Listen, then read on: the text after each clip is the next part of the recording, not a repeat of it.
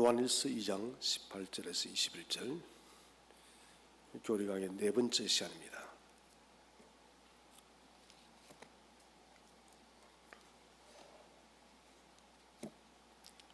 요한일서 2장 18절에서 21절 말씀을 우리 찾았으면 한 절씩 교독하도록 하겠습니다. 아이들아, 지금은 마지막 때라. 적 그리스도가 오리라는 말을 너희가 들은 것과 같이 지금도 많은 적 그리스도가 일어났으니 그러므로 우리가 마지막 때인 줄 아노라. 그들이 우리에게서 나갔으나 우리에게 속하지 아니하였나니 만일 우리에게 속하였더라면 우리와 함께 거하였으려니와 그들이 나간 것은 다 우리에게 속하지 아니함을 나타내려 함이니라. 너희는 거룩하신 자에게서 기름 부음을 받고 모든 것을 아느니라. 내가 너희에게 쓰는 것은 너희가 진리를 알지 못하기 때문이 아니라 알기 때문이요 또 모든 거짓은 진리에서 나지 않기 때문이라. 아멘. 2주 전에 우리가 하나님의 말씀인 성경은 모든 것이 66권이 영감으로 기록되었다고 우리가 배웠습니다. 영감은 곧 하나님의 감동하심이다. 특별히 성경은 축자 영감이랬습니다. 축자라는 것은 글자 하나하나까지도 하나님의 감동하심을 통하여 기록되어졌다 해서 축자 영감이랬습니다. 오늘 우리가 다루는 주제가 우리는 어떻게 교리를 발견하는가입니다. 성경이 축자 영감으로 기록되어졌으니 이제 바로 하나님 아는 신지식에 대해서 공부를 해도 괜찮지 않겠는가. 우리가 그 전에 먼저 다뤄야 될 주제가 교리 발견에 대한 원리들을 우리가 먼저 학습을 해야 됩니다. 그리해야만 우리가 성경에서 교리에 대한 눈을 뜰 수가 있고 교리가 아닌 것들을 우리가 배척해내고 구분해낼 수가 있다는 것입니다. 특별히 오늘 읽은 요한 1서 2장 18절 21절은 우리가 왜 교리를 고찰해야 되는가 그 이유를 말해주고 있습니다. 오늘 성경도 보면 우리 속에 있던 자들이 밖으로 나갔다라고 사도 요한은 편지를 쓰고 있습니다. 곧 이단들입니다. 대부분의 여러분 이단들은 성경에서 기초해서 벗어난 것들이에요. 이슬람도 그렇죠. 그리고 세계 모든 사이비들 그리고 이단 종교들 한국에 있는 신천지 하나님에게 다 성경에서 출발해서 성경을 가지고 함께 있다가 그들이 밖으로 나갔다는 것입니다. 그래서 우리는 우리 속에 있는 이 교리들을 빠르게 체계적으로 정립하는 것이 그만큼 중요하다는 것이에요. 지금 교회의 많은 문제점 중에 하나가 이 부분입니다. 저 자신 또한 성도들이 교리를 잘 알 것이다 생각을 너무 편안하게 했던 것 같습니다. 그런데 막상 점검해 보니 우리가 교리에 너무 많이 약하다는 것이고 또 교리는 지루한 것이다 해서 실제로 교회에서 그렇게 많이 가르치지를 않습니다. 교리한다면 우리가 소교리나 또 신앙고급서들을 소그룹을 통해서 공부를 할 뿐이고 전체적으로 예배 시간에 교리 공부를 다루지 않습니다. 저 자신 또한 그랬던 것 같습니다. 교리를 하면 너무 지루하지 않을까. 저 자신도 지금 이 교리 강좌를 하면서 가능한 한 신학적 요구는 배제하고 설교의 형식으로 진행을 하려고 애를 많이 쓰는 것은 교리 자체가 사실은 빼대이기 때문에 딱딱합니다. 그래서 지루할 수도 있다는 그런 위험성이 있기 때문에 그러나 위험성이 있다 해서 이것을 가르치지 않을 수가 없는 것이죠. 우리 옛말에 쓴 약이 몸에 좋다라고 이건 그렇습니다. 약은 쓴 것이에요. 쓴 약이지만 우리가 섭취할 때 그것이 우리 몸에 보양이 되어지고 우리의 허약한 것을 강하게 만드는 것이에요. 이 교리 뼈예요. 뼈만 보면 볼품이 없습니다. 딱딱해요. 뭔가 덮어진 것이 없기 때문에 보기에 좀 불편할 수가 있지만 그러나 모든 것은 뼈가 중요한 것입니다. 사람 인체도 여러분 사실은 모든 병은 뼈에서 발생한답니다. 이것은 맞아요. 성경은 뼈에 피가 있답니다. 뼈에 생명이 있답니다. 히브리인들은 성경은 뼈에 생명이 있다. 우리 주님께서도 돌아가실 때 뼈가 꺾이지 않았다는 것은 주님의 마지막 기도가 뭡니까? 내 영혼을 아버지께 의탁하나입니다. 자, 그렇게 하고 난 뒤에 주님의 몸은 로마 병정들이 꺾지 않습니다. 이것은 왜 그러느냐? 시편 예언이 성취되어졌지만은 그 의미도 있지만은 뼛속에는 히브리인들은 영혼이 있다라고 생각합니다. 히브리인들의 세계관 속에 또 성경 또한 뼈는 생명이다. 실제로 뼈는 영혼의 거주의 장소예요. 그래서 우리 주님의 기도대로 뼈를 꺾지 않음을 통해서 영혼을 주께서 성부께서 보존했다는 것입니다. 그렇기 때문에 우리가 힘들다 하여서 교리를 배우지 않으면은 마치 뼈대 없는 건물을 세우는 것과 똑같은 것이에요. 여러분, 그런 집은 쉽사리 쉽게 무너집니다. 지금도 여러분 많은 크리스찬들이 이 교회 저 교회 옮겨 다니고 또 그리고 신앙생활을 중단하고 또 다시 뭐 어떻게 하고 하는 이유들이 뭐냐면은 뼈가 약해서 그래요. 사람들이 이런 뼈에 문제가 발생하는 모든 병이 발생을 다 해요.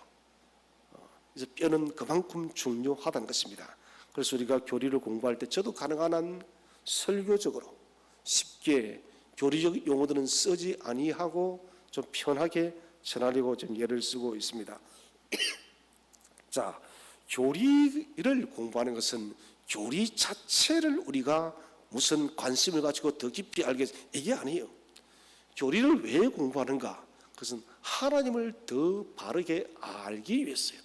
하나님을 아는 지식을 우리가 충만하게 소유하기 위해서 교리를 공부하는 것입니다. 사람의 제일 되는 목적이 무엇이라 했습니까? 하나님을 영화롭게 하는 것과 그분을 영원토록 즐거워하는 것이 됐습니다. 하나님을 영화롭게 하고 그를 영원토록 즐거워하게 하시는 우리가 교리를 알아야 돼요. 교리를 알아야만 하나님이 어떨 때 영화롭게 되어지고 어떨 때 우리가 하나님을 기쁘게 할 수 있는가, 그것을 교리를 통해서 찾을 수 있기 때문에 우리가 교리를 배운다는 것입니다. 우리가 하나님을 알 수 있는 것은 하나님의 계시를 했습니다. 성경은 하나님께서 당신을 계시를 했습니다. 특별히 계시는 영감되었습니다. 이 영감은 제가 말씀드렸다시피 축자 영감, 한자 한자 모든 것이 다 영감이다. 또다시 반복하자면은 성경 66권 전체가 다는 계시는 아니다. 악한 사람들이 한 일들로 많이 적혀 그렇습니다. 이것은 계시가 아니에요. 기록입니다. 그러나 그것 또한 하나님의 감동에 의해서 기록이 되어졌다고 제가 말씀을 드렸습니다. 성경이 하나님의 영감에 의해서 쓰여진, 중요합니다, 완전하다, 완전한 책이다, 그리고 최종적이다. 더 이상 부록이 없습니다. 더 이상 수정편도 없습니다. 최종판입니다. 그 다음에 무오하다, 틀린 곳이 하나도 없다는 사실을 우리가 인지하고 받아들이고 믿는 것이에요. 저는 성경을 배움에 있어서 가장 중요한 것이 믿음이라 생각합니다. 믿음요. 히브리인들이 창세기 1장에서 제가 지난 시간에 말씀드렸습니다. 우리는 태초에 하나님이 천지를 창조하시는데 진짜가 이것은 헬라적 사고구조입니다. 대부분의 이런 세계인들은 헬라적 사고구조에 물이 들어있습니다. 서양 철학이죠. 인본주의 철학입니다. 히브리적 사고구조는 하나님이 태초에 천지를 창조하신 것에 대해서는 질문을 하지 않습니다. 그것은 그냥 그대로 믿음으로 받아들입니다. 유대인들의 창세기를 보는 관점은 뭐냐? 그것은 우리하고 달라요. 그들은 질문이 아니라 명령을 찾습니다. 하나님이 우리에게 무엇이라고 창세기 1장에서 명령하고 있는가? 이것이 여러분 히브리적 사고구조와 헬라적 사고구조의 큰 차이입니다. 큰 차이예요. 그렇기 때문에 히브리인들은 하나님께서 우리에게 명령한 것이 생육하고 번성하고 땅에 충만하라 했다. 이것이 그들의 의무인 것이에요. 하나님이 태초에 천지를 창조하고 빛을 만들고 이것은 마땅히 당연히 그러하다는 것이에요. 그 사실 자체를 갖다가 질문하는 자체가 불경건하다는 것이에요. 이것은 대단한 사실이에요. 지금도 교회를 오랫동안 다니는 사람들도 정말 하나님이 창조했을까? 이런 여러분 신학적인 질문과 소위 고동비평하면서 역사적 접근한 과학적 접근 많은 이런 그 아주 어리석은 생각이에요. 오늘 공부하겠지만 우리의 이성과 오성과 지성이 아무리 뛰어나도 우리는 그것 알 수가 없어요. 그래서 우리도 히브리적 사고 구조를 가져야 된다. 아, 성경은 받아들여지는구나. 이 받아들여지는 것도 은혜요. 믿음은 은혜 됐습니다. 주께서 우리에게 은혜를 베풀지 않으면 믿어지지 않는 것이에요. 그래서 우리가 열린 마음으로 성경을 펼칠 때에 주께서는 우리의 마음을 감동시키시고 감동을 통해서 우리가 믿음으로 하나님 말씀을 받아들이게 된다는 것입니다. 자, 오늘 우리가 어떻게 교리를 발견하는가, 이 주제를 살펴봐야 되는 이유가 뭘까요? 그것은 옳고 그름의 문제입니다. 좀 전에 말씀드렸다시피 이단들, 사이비 종교들, 이 모든 것들이 성경을 기초로 하고 있다는 것입니다. 그래서 우리는 성경을 통해서 어떤 점이 진리이고 어떤 점이 성경적이 아닌지를 분명하게 우리는 설명할 수가 있어야 됩니다. 이것을 설명할 수 없다면 우리는 이단들이 우리에게 이런 도전해 올 때 아무런 싸움을 할 수가 없어요. 저희 사택이 길거리에 있다 보니 여호와의 증인들이 굉장히 자주 옵니다. 이제는 오지는 않지만 제가 한번 따끔하게 야단을 쳤습니다. 사람들이는 실제로 성도들이 여호와의 증인과 단판을 붙으면 거의 다 집니다. 다 져요. 제가 거제도에 전도사 생활하고 있을 때 저희 집에 어머니 집에 제가 살고 있었는데 여호와 증인 한번 찾아왔어요. 몇 번을 찾았는데 제가 거제도 하다가 쫓아보내다가 한 번은 그 아줌마를 앉혀놓고 논쟁을 했습니다. 10분이면 끝나버렸어요. 그 다음 날에 그 위에 사람을 또 데리고 왔더라고요. 또 붙었죠. 그 이후부터는 저희 집 오지를 않아요. 저야 신학을 했으니까 싸울 수 있지만은 대부분의 사람들은 여러분 여호와 증인이나 신천지나 붙으면 다 깨어져요. 다 집니다. 그 이유가 뭐냐?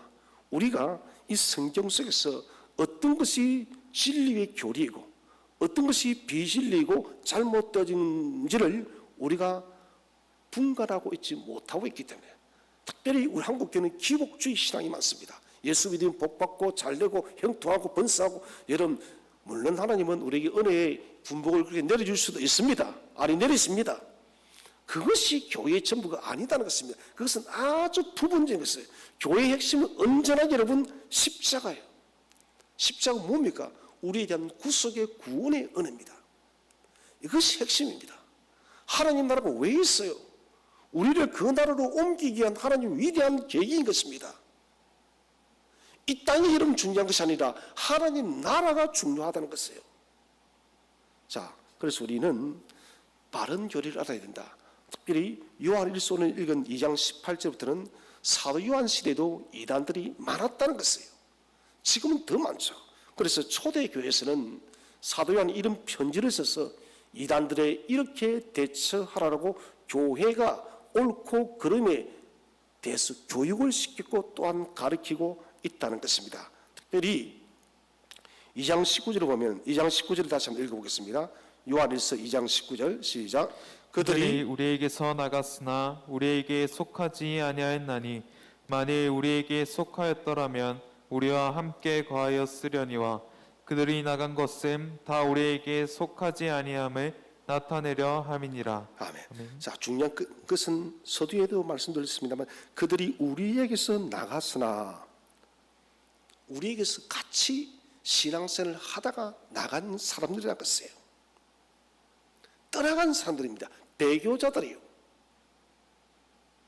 기독교인 척하지만은 복음인 척하지만 사실은 복음이 아니다는 것입니다.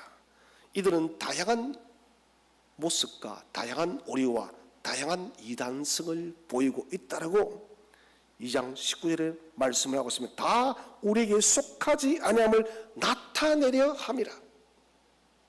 이 복음이라는 것은 진리는 하나예요. 어떤 것들은 진리가 될 수가 없습니다. 공부를 하겠지만은. 그런데 이단들은 다양합니다. 이것들은 복음이 아니다는 것이에요. 복음에 플러스 1이라도 더해지면 그것은 이단인 것이에요. 어떤 것도 대해줄 수 없다는 것입니다. 그래서 오늘날도 우리는 교회가 교리를 우리 자신부터가 바르게 잘 배워서 이단들을 구분할 수 있어야 되고, 저는 이단들을 설득하라고 말하고 싶지 않습니다. 왜냐하면 오래전에 저희 교회가 알파를 했을 때 하나님의 교회에 빠진 한 사람을 제가 이틀인가 면담을 한 점이 있습니다. 저는 그때 너무 에너지를 쏟아넣었습니다. 전화상으로 6시간 넘게 이야기를 했습니다. 이틀이니까 한 10시간을 이야기했습니다. 그런데 결론은 뭡니까? 안 들어와요. 모르겠어요. 들리는 소문은 진짜인지 확인인지 안 해봤는데 그분이 저한테 고맙다고 다시 교회를 다닌다는 이야기를 들었는데 저는 확인을 안 해봤어요. 이단들의 이런 돌아올 확률들은 거의 없습니다. 그냥 내버려 두시고 대화하지 마시고 우리가 여러분 이단들을 구분할 수 있는 영적 시안들을 가지는 것이 더 중요하다는 것을 알아야 된다. 그래서 사도 요한 2서에서 이단들과 인사도 눈도 맞추지 말라고 한 이유들이 유익이 없는 것이에요. 유익이 없습니다. 우리가 우리 스스로가 구분할 수 있는 영적 시안을 가진 것이 더 중요합니다. 자, 우리가 성경 교리를 구분하는 데 있어서 사용되어지는 하나님께서 주신 선물이 있습니다. 비록 타락했지만은 그래도 이것은 좀 하나님의 선한 의지들이 남아 있습니다. 이성과 오성과 지성입니다. 이성이라는 것은 사리 분별력이에요. 옳고 그름을 분별할 수 있는 능력입니다. 오성은 무엇입니까? 인식 능력입니다. 받아들일 수 있는 능력이에요. 지성은 무엇입니까? 내가 배우고 학습한 것을 잘 연구해서 새로운 것으로 개발하고 발전시킬 수 있는 능력이 바로 지성이라는 것입니다. 그런데 이 이성, 오성, 지성 선한 의지들이죠. 좀 선한 것들이에요. 그래도 타락되어졌기 때문에 우리는 완전한 이성, 완전한 오성, 완전한 지성은 소유할 수가 없습니다. 부분적으로 타락되어진 이 이성, 오성, 지성, 그럼에도 불구하고 우리는 한계를 가지고 있다. 한계를 가지고 있다. 아무리 우리가 지성이 뛰어나다 할지라도, 이성이 뛰어나다 할지라도, 오성이 탁월하다 할지라도 우리는 하나님을 바르게 알 수가 없습니다. 고린도전서 1장 21절 말씀을 함께 한번 읽어보겠습니다. 고린도전서 1장 21절 말씀 한번 자막 한번 띄워주실래요? 고린도전서 1장 21 시작. 하나님의 지혜에 있어서는 이 세상이 자기 지혜로 하나님을 알지 못하므로 하나님께서 전도에 미련한 것으로 믿는 자들을 구원하시기를 기뻐하셨도다. 아멘. 아멘. 자, 지혜에 있어서는, 지성에 있어서는 이 세상이 자기 지혜로 하나님을 알지 못한다. 곧 우리의 지성, 또 뒤에서 이성, 오성 모든 것들 다 동원해도 우리가 하나님을 알지 못한다. 왜요? 하나님은 특별히 계신 복음, 십자가를 통해서 당신을 계시하였으니까요. 그것이 전도에 미련한 것으로, 곧 복음이라는 이 들으면은 좀 허무맹랑하게 보이고, 여러분 참 우리 알아야 될 것은 심플하고 쉽고 단순하고 명료한 것이 여러분 그게 진리예요. 진리는 어려운 게 아니에요. 구원받는 것이 어려운 것이 아닙니다. 구원은 아주 쉬운 길이에요. 사람들은 뭔가 어려운 것에 진짜가 아니에요. 여러분 진짜는 항상 쉬운 것에 있어요. 사람들은 복음이 너무 알기 쉽기 때문에 배척하는 거예요. 만약에 예수 믿는 것이 여러분 아주 무슨 복잡한 과정이라면 도리어 구도자들이 더 많을 것입니다. 복음은 여러분 너무 많이 열려있고 너무 쉽게 우리에게 계시되어져 있다는 것입니다. 그래서 우리가 이성과 지성, 오성이 아무리 탁월하다 할지라도 우리가 하나님을 알 수 있는 능력은 없습니다. 그러면 우리는 어떻게 해야 되는가? 교리들을 밝기 위해서 최종적 권위를 성경에 두는 것입니다. 우리의 최종적 권위는 이성도 지성도 오성도 감성도 탁월한 능력 그 무엇도 아닌 오직 우리의 최종적 권위는 성경이다. 계시의 모든 문제에 있어서 성경이 완전하고 최종적이라는 것이에요. 우리 법도 보면은 1심, 2심 대법원까지 합니다. 대법원은 뭡니까? 최고의 최고. 거기서 결정하는 모든 것이 결정하는 것입니다. 1심, 2심에서 그 사람이 유죄라고 할지라도 대법원에서 무죄하면 끝나는 거예요. 1심, 2심이 무죄라고 해도 그것을 유죄하면 끝인 거예요. 최고의 권인 거예요. 하나님의 성경은 더한 것이에요. 대부분 여러분 사람이 하는 것이기 때문에 법관들이 실수를 할 수 있지만 성경의 글은 그게 아니라 가장 최종적이면서도 완벽하다는 것입니다. 성경 없이는 아무 때도 이룰 수 없다는 것을 우리가 알아야 된다는 것입니다. 그래서 성경 외에 어떤 곳에서도 진리 되신 하나님을 발견할 수 없습니다. 이 발견하면 이게 이다는 것이에요. 사람들이 발견했다는 거예요. 특히 여러분 요즘 보면 신비주의자들 꿈속에 내가 무언을 만났다, 뭐 계시를 했다, 여러분 제발 이거 속지 마세요. 백에 백번 천에 천 만에만 거짓말이에요. 사단의 역사예요. 성경에 어떤 것도 가감할 수가 없다는 것입니다. 오직 성경 한 것만의 사람이 돼요. 중요합니다. 우리 모든 최종적 권위는, 최종적 교리에 대한 권위와 믿음은 성경 한 것만의 사람. 무슨 말입니까? 성경 하나면 완전히 충분하고 만족하고 퍼펙트, 완전하다는 것이에요. 그래서 우리는 성경 한 것만의 사람이 되어야 돼요. 성경 위에 무엇을 더해도 안 되고 빼도 안 되고 오직 성경 한 것만으로 완전히 만족하고 충족하고 완벽한 사람이 되어야 된다는 것이에요. 나의 유일한 근은 성경이요, 나의 유일한 모든 교리의 근위는 성경에 있다. 성경에 있다. 여러분, 마지막 때에 대환란 직전에 진짜 적그리스도가 여러분 나타납니다. 그 요한계시록에 그대로 되어 있으니까요. 지금도 많은 적그리스도가 사도 요한에 의해서 또 기록되어 있다시피 나타나 있지만은 진짜 여러분 힘을 가진 적그리스도 나와요. 진짜 여러분, 이는 상징이 아닙니다. 예수님처럼 이적도 해갑니다.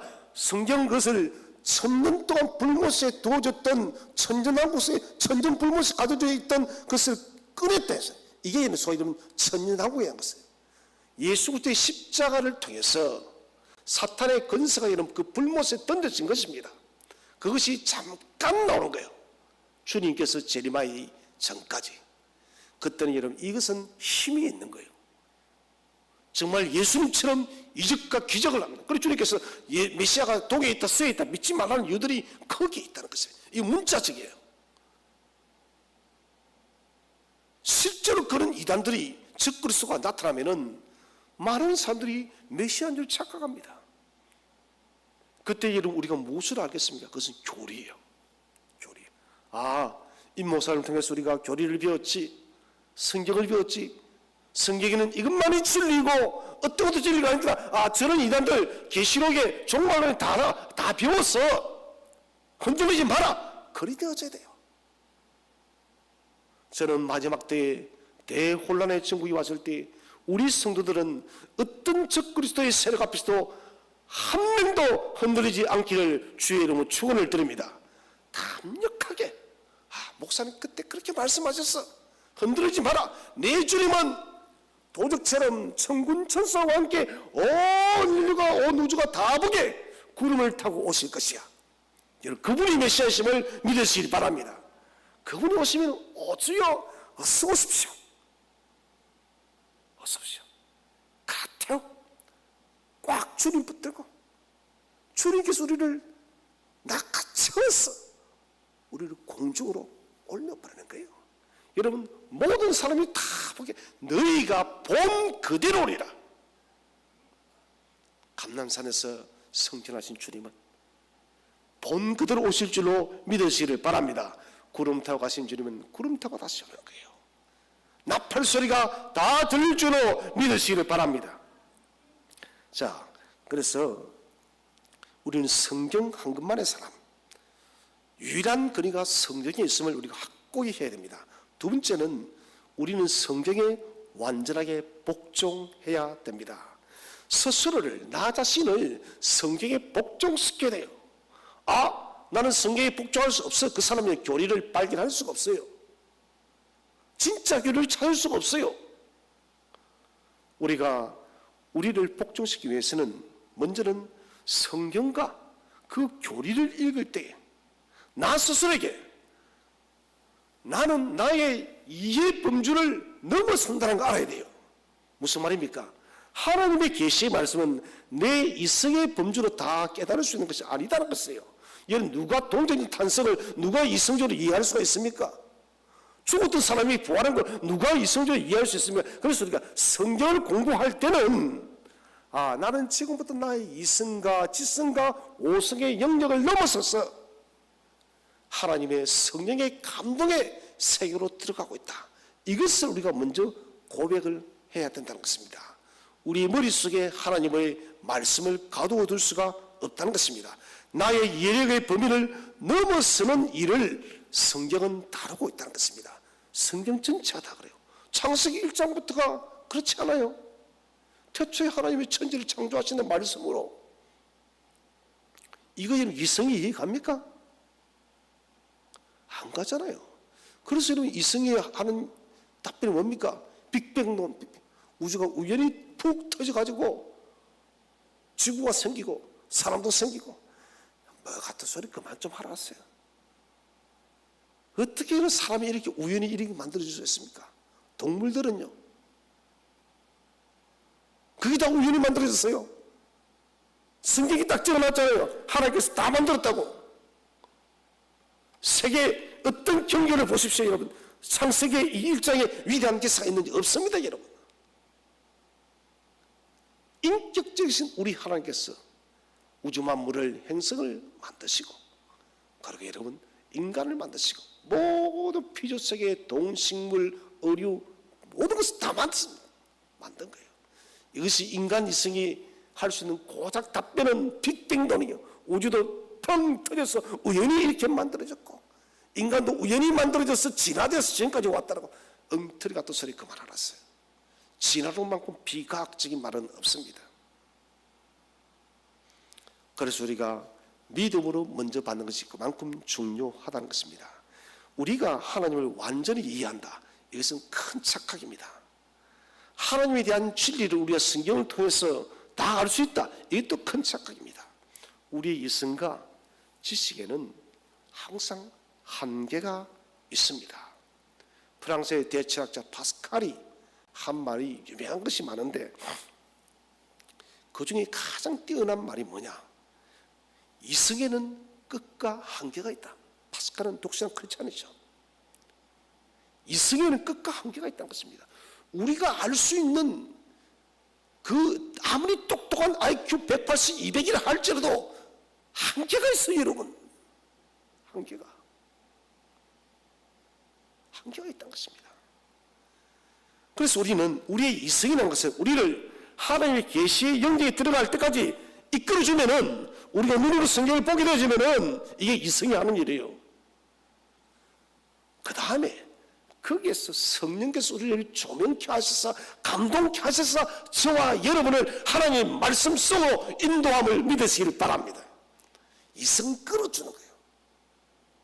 끌어주는 거예요. 자, 임목사 너 성경을 읽으라고, 임목사 너 기도하라고, 성경에 이 말씀 있지?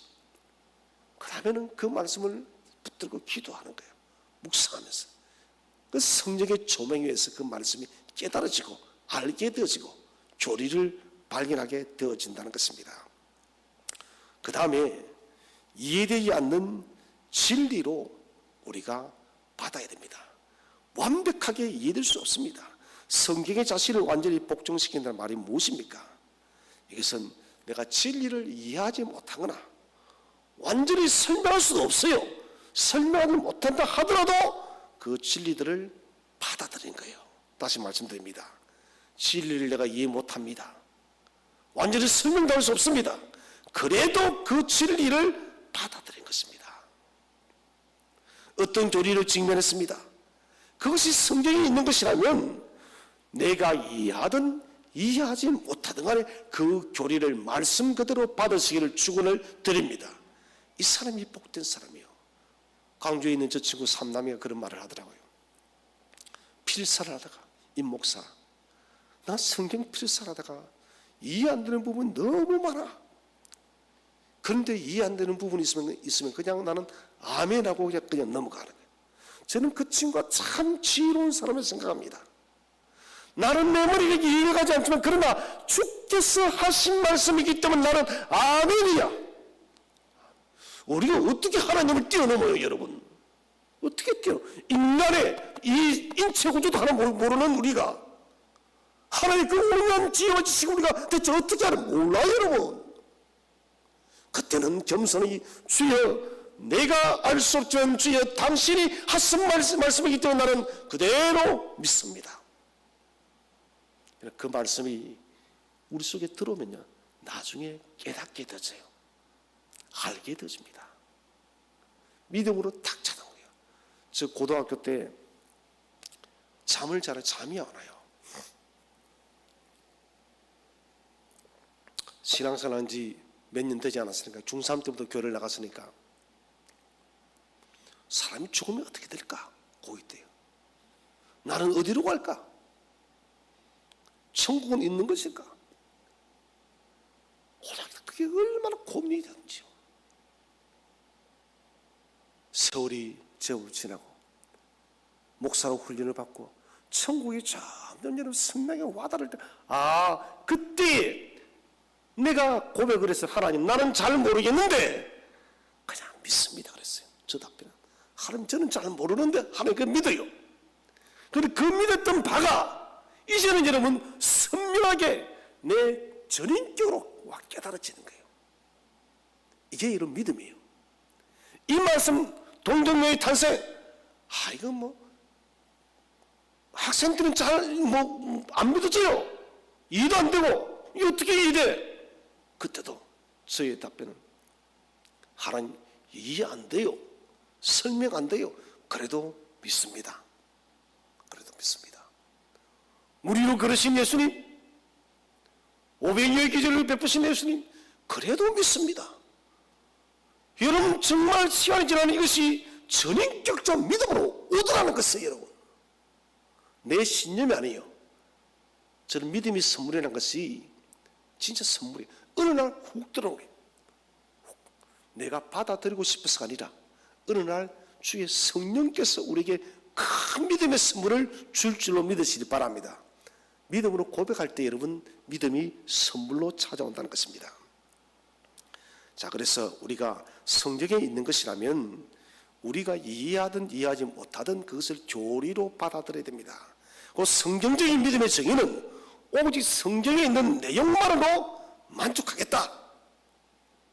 더 이상 질문할 필요 없습니다. 성경에 있는 내용이 이렇으니까 나는 이것으로 만족하겠다. 내 삶의 이성과 지성과 오성의 한계를 인정하라는 거예요. 모르는 건 모르는 거예요. 그냥 모르는 것은 믿음으로 받아들이면 나중에 깨닫게 되죠. 그래서 성경에 기록되지 않은 것이라면 그것을 알지 못해도 만족한다라고 우리가 고백이 됩니다. 이제 그 다음에 우리가 교리를 보면서 생각해야 될 것은 자신의 논리와 체계를 지나치게 강조하지 말아야 됩니다.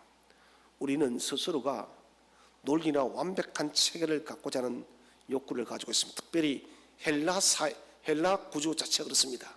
우리는 지성, 이성을 중요시하고 히브리적 구조는 여러분 하나님의 신성을 중시하는 구조입니다.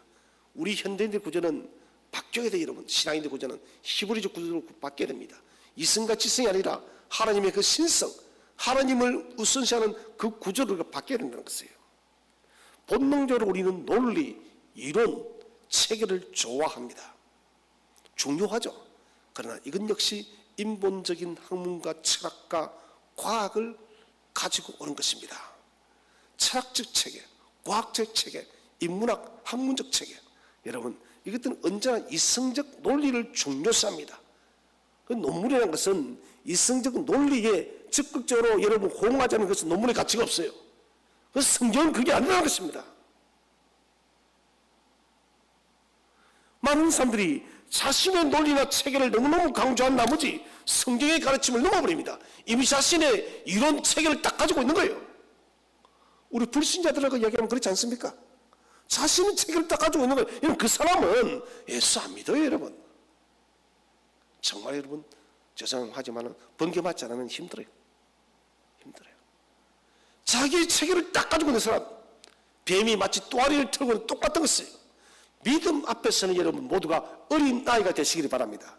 예수 앞에서는 어린 아이가 되어야 된다는 것이에요. 논리나 체계를 강조하게 되지만 우리는 죄와 오리를 반드시 범하게 되어집니다. 우리는 성경의 진술 그 자체를 존중해야 된다는 것입니다. 우리의 체계, 우리의 이론을 또 완벽하게 만들기 위해서 성경의 한 구절이라도 축소하거나 확대해서 안 돼요. 내가 뭔가를 성경에서 발견했어요. 근데 이 교리가 뭔가 불안해. 이론이 불안해. 이 이론을 완벽하게 맞추기 위해서 무를 성경을 빼거나 더해도 안 된다는 것입니다. 아닌 것은 버려야 돼요. 이제 우리가 좀 생각할 것은 이성과 오성과 지성의 역할에 대한 결론입니다. 그러면 이 이성, 오성, 지성이 뭘 하느냐? 자, 이성과 오성과 지성은 우리가 성경을 이해하는 데 도움이 되기는 합니다. 우리를 이끌어주는 아주 초보적인 역할을 해요. 그러나 이것이 성경을 깨닫게 하는 것은 아닙니다. 이성과 오성과 지성은 보조적인 역할을 한다는 것입니다.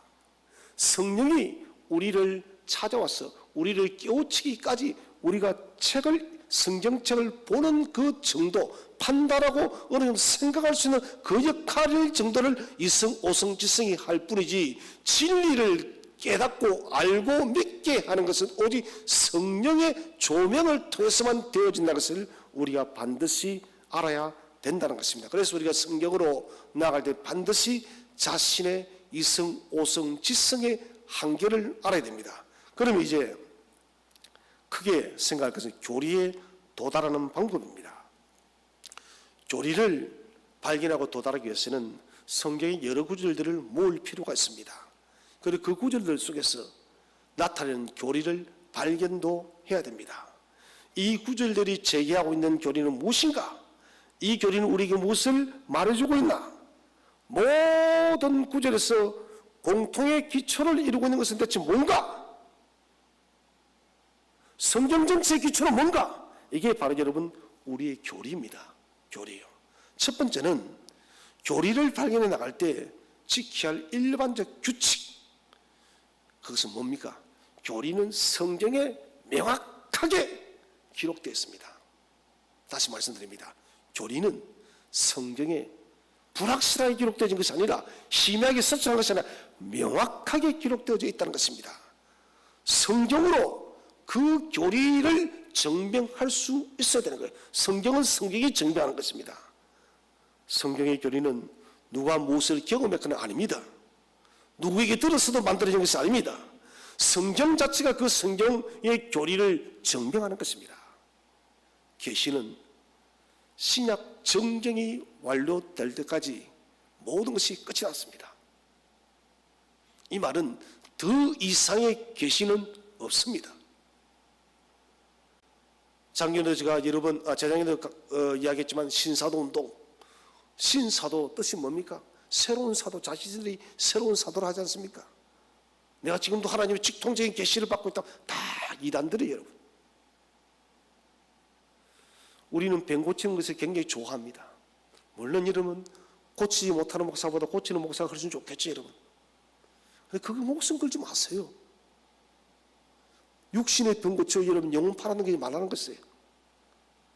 저 신사도 운동하면서 병 고치겠다는 사람 100명에 1명 받습니다. 저도 한번 할 수 있을 거예요. 100명 붙들고 막 기도하면 1명 낫지 않겠습니까? 그거는 다 할 수 있어요, 여러분. 그거 여러분 그거 아닙니다. 아니에요. 그래서 우리가 성경으로부터 입증되지 못했다면 우리는 그 가르침 무엇이든 거부해야 돼요. 인간의 능력의 예로부터 인간 지성으로부터 출발한 그 기원적인 그런 생각들을 배척해야 된다는 것입니다.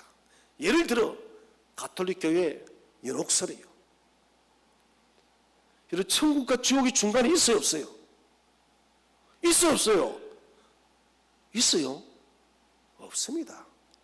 가톨릭교는 뭐랍니까? 뭐가 있다고요? 연옥이 있다고. 연옥은 천국도 지옥도 가지 않고 있는데 후손들이 헌금도 많이 하고 예배도 뭐 제사도 많이 드리고 뭐도 많이 하면은 자기 조상들이 천국 간다고. 이 가톨릭 교회 여러분, 로마 가톨릭이 연옥설이에요. 인간들이 만든 것이에요. 사제들이 입고 있는 여러 가지 많은 옷들도 여러분, 이건 뭡니까? 이방 신들이 입었던 옷들을 다 조합해 놓은 거예요. 이 다 여러분 뭡니까? 인간의 이성적 논리 속에 화채술도 마찬가지고 예수님 몸이 바뀐다. 이 다 뭡니까? 인간의 이론에 성경을 갖다가 접붙인 거예요. 다 배치게 됩니다. 그 다음은 교리는 오로지 성경으로부터 온 것이어야 됩니다. 성경 밖에서 나온 것은 모두 거부되어야 됩니다. 일부분은 성경적이고 나머지가 그렇지 않다면 그것은 거부해야 돼요. 이단 뜻이 뭡니까? 다르리 끝단. 뭐가 다르다고요? 끝이 다르다는 거예요. 부분은 옳은데 항상 끝이 달라요. 끝이 달라요. 그래서 99%가 옳아요. 1%가 틀리면 그 배치해야 돼요. 많은 사람들이 80%, 90%의 여러분 그 거짓의 말에 속아서 넘어가는 거예요. 80, 90% 기독교와 성경과 똑같더라. 20% 정도는 뭐 좀 더 마음대로 가도 되지 않겠나? 아니요, 여러분. 계시록에 기록됐다시피 누구든지 이 성경에 가감하지 말라 했으면 여러분, 가만한 자는 들어주고 잘라낼 것이고 더하는 자는 벌이 더할 것이라고요. 가감해서는 안 된다는 것입니다. 교리의 근원은 순수합니다. 불순물이 없습니다. 섞이지 않은 단순 명료합니다. 그 다음에 교리는 명료해야 됩니다. 평이하고 명백하게 나타나 있어야 됩니다. 성경의 명료성, 이 말은 진짜 교리는 언제나 쉽고 명백하다. 나는 길이요 진리요 생명이니 얼마나 여러분 쉽습니까? 예수님이 길과 진리 뭡니까? 전부 다른 것이에요. 수고하고 무거운 짐들 다 내게로 오라. 내가 내게로 오면 내가 너희들의 신짐을 다 들어주리라. 이게 어려운 말이에요, 여러분. 하나님이 세상을 이처럼 사랑하사 독생자를 주셨으니, 여러분 이게 어려운 말이에요. 명료한 말이에요. 명료한 말이에요.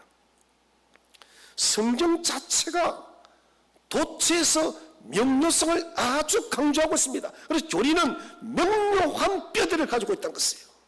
우리 인체 뼈 중에도 이런 굵은 뼈들이 있습니다. 잔뼈들이 있고, 교리는 마치 굵은 뼈와 똑같은 것이에요. 명료하고 튼튼하고 딱 들어 보이는 마치 척추뼈와 똑같은 그런 굵은 뼈들이 바로 교리라는 것이에요. 바울이 서신서를 쓸 때 무슨 어려운 글을 쓴 것이 아닙니다. 바울은 이 서신서 쓸 때 아주 쉬운 글을 썼습니다. 모든 성도들이 다 알면 읽을 수 있는 그런 글을 우리가 썼다는 것을 알 수가 있어요. 우리 한번 성경을 한번 보겠습니다. 요한계시록 1장 3절. 요한계시록 1장 3절. 함께 읽겠습니다. 시작. 이 예언의 말씀 읽는 자와 듣는 자와 그 가운데 기록한 것을 지키는 자는 복이 있나니 때가 가까움이라. 아멘. 아멘. 1장 3절은 여러분 요한계시록을 여는 열쇠예요. 무슨 말이냐? 요한계시록은 지금 예배 중이에요. 예배 중. 이 예언의 말씀 읽는 자가 누굽니까? 설교자예요. 그 신약 당시에는 성경책이 여러분 너무너무 희하니까 두루마리에 써 있으니까 읽는 사람은 설교자입니다. 듣는 자는 누굽니까? 청중들이에요. 여러분들 해중들이에요.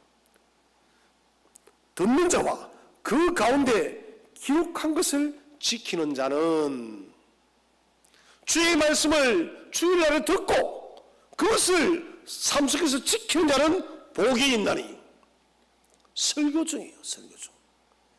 예배 중에 신앙이 요한계시록의 본문의 핵심이에요. 그래서 요한계시록은 설교문이라 해도 이것은 과언이 아닌 것이에요. 우리는 계시록을 굉장히 어렵게 생각합니다. 저도 계시록이 어려웠어요. 그런데 히브리 신학을 제가 공부하거나 히브리 사고 구조를 공부하고 난 뒤부터는 계시록이 너무 쉬워요. 제가 교만한 말이 아니라 저는 계시록 거의 99%, 90% 쉽게 이해할 수 있어요. 이런 계시록은 아주 쉬운 책이에요. 요한계시록을 여러분 받았던 수신자들이 이 계시록을 설교를 해석을 했을까요? 아니요. 그냥 읽는 거예요. 읽어주면 성도들은 다 알아듣습니다. 왜 그런가? 그들은 이미 이 성경에 대한 베이스들이 다 되어 있기 때문에. 사도 바울이 편지를 씁니다. 수신자들에게. 이런 편지를 내가 누군가에 받았습니다. 사랑하는 사람에게. 이런 그 사랑하는 사람 편지를 썼는데 그 편지를 해설해 주는 사람이 필요합니까? 뭐가 필요해요? 편지를 그렇게 쓴 사람 또 어디 있습니까? 누구나 다 들으면은 보면은 알 수 있는가? 초대교회 때는 바울 서신이다 뭐다 뭔 성경이 쓰여지면은 그대로 다 들으면 다 알았습니다. 그러면은 왜 지금 모르느냐? 복음이 여러분 폭발적으로 퍼지고는 안 돼요. 많은 이방 나라로 복음이 전해지게 되었습니다. 자, 그러다 보니 이 성경에 대한 예도들이 떨어질 수밖에 없는 것이죠. 유대인들은 자신들의 문화요, 역사요, 배경이요 모든 것이기 때문에 이 요한계시록도 묵시문학에 여러분 꽃이 핀 데가 언제냐? 기원 1년 전 그리고 예수님 시대는 묵시문학이 완전히 토착화된 시기예요. 토착화된 시기입니다. 다시 말하자면은 그들이 포로 생활을 하면서 묵시적 어떤 다니엘에서 묵시적 글들이 많습니다. 이런 것들이 자기들로 로마 시대에 있다 보니까 아무런 말을 쓴 거예요. 상징적인 것을. 그런데 이것이 예수님 당시에는 토착화되어집니다. 토착화. 숫자가 뭐 어떻고 이게 요한계시록은 초대교회 성도들은 그냥 들으면 다 아는 것이에요. 이것을 우리가 히브리적 사고구조를 가지게 되면은 여러분 쉽게 할 수 있습니다. 제가 말씀만 한번 안 찾아봤는데 한번 찾아보도록 하겠습니다. 천년왕국에 대해서 요한계시록 20장 1절 2절 3절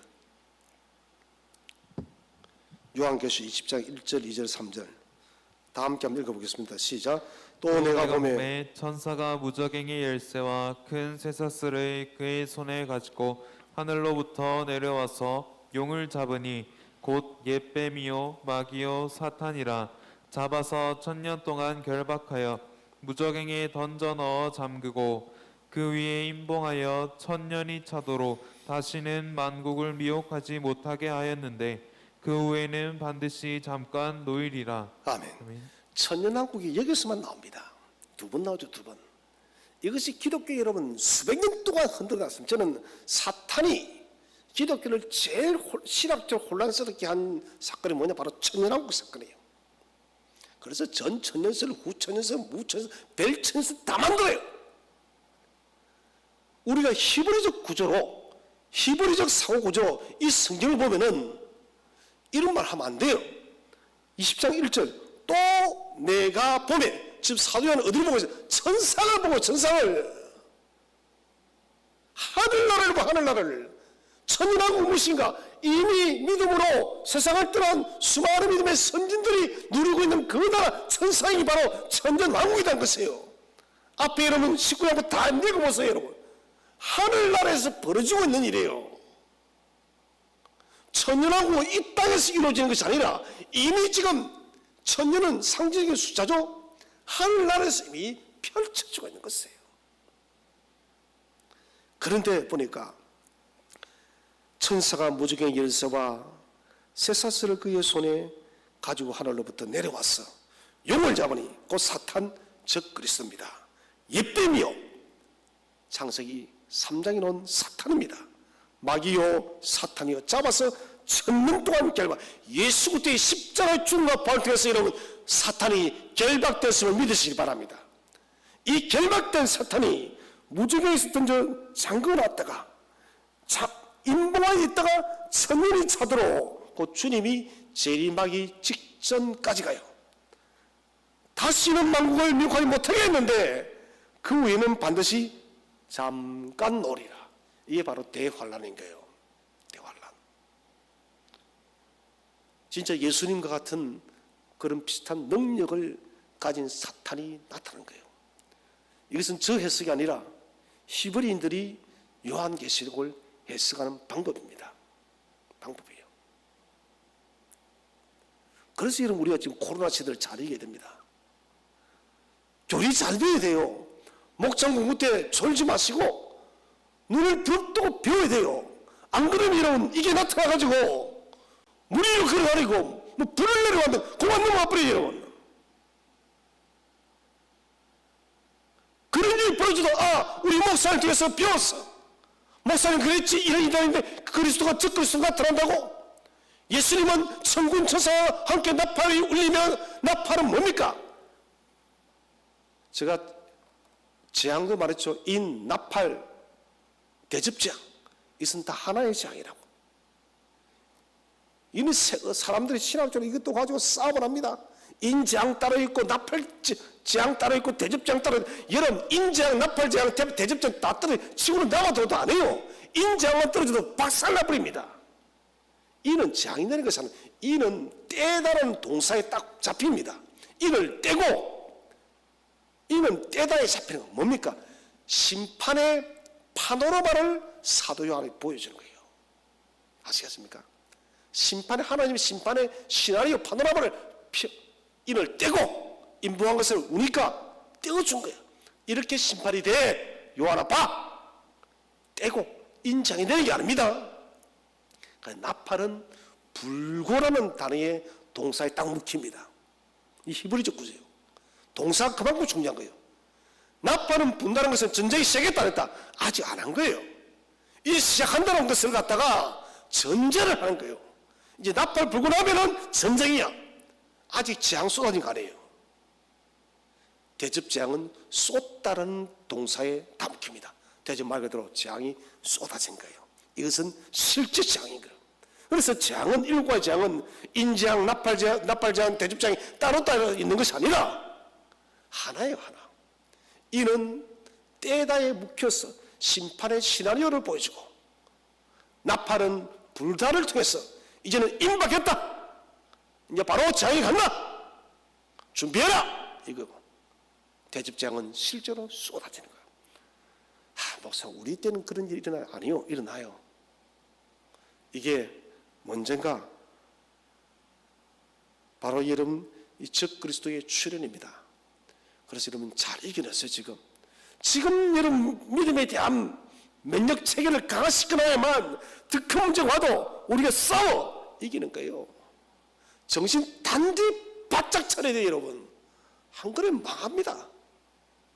돈 좀 더 벌려고 하다가 영혼을 잃어버려요. 정신을 반짝 차리세요. 교리 공부도 몇 명 됐거든요. 제가 잘 모르겠습니다. 목사는 열불 토하고 있는데 뜻도 안 하고 집에서 계시는 분도 많을 것인데 안 돼요. 들어야 됩니다. 자, 그래서 초대교회 당시 성경이 기록되는 시기로 돌아가면은 성경은 가장 명료하고 쉽게 써진 책입니다. 단 우리가 이방인이기 때문에 아까 말한 히브리적 사고구조를 가지고 있지 못하기 때문에 우리가 성경이 어려운 것이에요. 그러나 히브리인들은 이 성경을 들으면은 아는 것입니다. 그 다음에 다른 성경과 모순을 일으키는 결론을 만들면 안 됩니다. 성경은 성경과 항상 비교해야 됩니다. 디모데후서 2장 15절에 너는 진리의 말씀을 옳게 분별하여 진리의 말씀을 옳게 분별하는 일꾼이 되어져야 됩니다. 어떤 교리에 도달했는데 명료한 진술과 충돌합니다. 그러면 그 교리가 잘못된 거예요. 버려야 돼요. 성경은 축자 영감, 글자 한자 한자까지 오류가 없기 때문에 성경은 하나님의 위대한 메시지입니다. 마지막으로 생각할 것은 교리에 대한 의견의 차이입니다. 의견 차가 발생합니다. 첫 번째는 잘못된 방법 때문에, 잘못된 방법으로 이끌어낸 교리, 이 교리가 잘못된 거예요. 인본주의 이성 철학 학문들이 들어가면은 교리가 삐그덕거립니다. 두 번째는 기존의 이론에 교리를 맞추는 거. 자신의 머리에 지성을 딱 가지고 있어요. 거기에 성경을 끼워 맞추면은 당연히 오류가 발생합니다. 많은 분들이 그러죠. 선입견을 가지고 500년 진짜일까? 이게 어떻게 그렇게 돼? 예수님 무리를 걸어? 이게 뭡니까? 자기의 이성 속의 말씀을 끼워 맞으면 안 되는 거예요. 확실치 않은 사실에 대한 독단적 주장, 지나친 문자적 해석, 이 네 가지가 의견차가 발생한 이유입니다. 성경에는 결론을 내릴 수 있는 문제들이 많이 있습니다. 고린도서 13장 12절에 우리가 지금은 거울을 보는 것 같이 희미하나, 무슨 말입니까? 청동 거울을 보는 것처럼 우리가 희미하게 살아가지만은, 그러나 그날에 오면 분명히 보리라. 지금 우리가 희미하게 알 수밖에 없다는 것입니다. 명백하게 알 수가 없습니다. 그러나 반드시 알아야 하는 최종적 교리도 있습니다. 절대적 교리. 그게 뭐냐? 예를 들면 십자가의 대속적 죽음과 육체적 부활에 대해서는 어떤 얘기도, 어떤 충돌도, 어떤 대립도 있어서 안 됩니다. 예수께서 우리를 사랑하사 십자가에 못 박혀 죽으시고 부활하셨어. 이 교리에 대해서는 어떤 충돌이 있어서는 안 됩니다. 자, 오늘 우리가 교리에 대한 발견을 배웠습니다. 정리하자면 이성지성 오성은 우리 하나님의 성령의 감동으로 성경을 해석하는 데 있어서 우리를 이끌어주는 초보적인 발걸음이요, 결국 우리가 성경을 펼쳐서 읽고 묵상할 때는 그 말씀을 깨닫게 하고 교리를 발견케 하는 것은 하나님의 성령의 감동을 통해서 우리가 교리를 발견하고, 이 교리는 성경 안에서만 우리가 발견해야 되고 성경 외에 어떤 것도 교리를 더할 수가 없음을 여러분 반드시 믿으시고, 성경을 읽을 때마다 저와 여러분을 복종시켜서 말씀이 우리에게 명하시면 내가 이해되지 않아도 그대로 믿음으로 받고 순종하여 믿음의 교리대로 살아가는 저와 여러분 되시기를 주의 이름으로 축원드립니다.